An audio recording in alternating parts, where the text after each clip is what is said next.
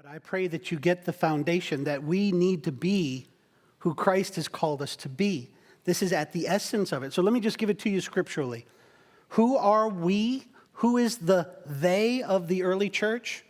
Ephesians 2, 8, 9, and 10. Those saved by grace through faith, not of works, lest anyone should boast, but those who are the workmanship of God, who have been saved for good works. Let me give it to you this way, 2 Corinthians 5, verses 14 through 21. For the love of Christ controls us. The love of Christ controls us, because we have concluded this, that one has died for all, therefore all have died. And he died for all, that those who live might no longer live for themselves. Sounds like lordship to me. He died for all, that those who live might no longer live for themselves, but for him, who for their sake died and was raised.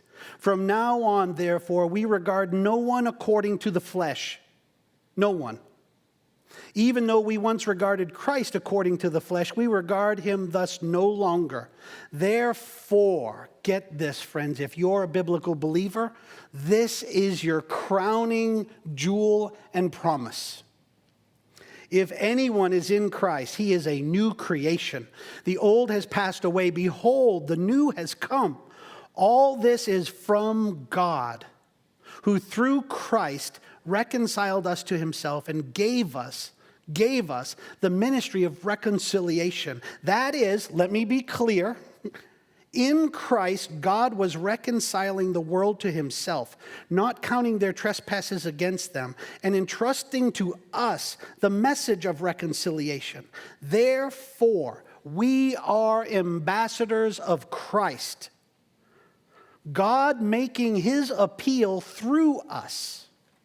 We implore you, on behalf of Christ, be reconciled to God. For our sake, he made him to be sin who knew no sin, so that in him we might become the righteousness of God. Friends, you and I are either in Christ or we are not. We are either the church or we are not. And no amount of time spent under a steeple will make you the people of God.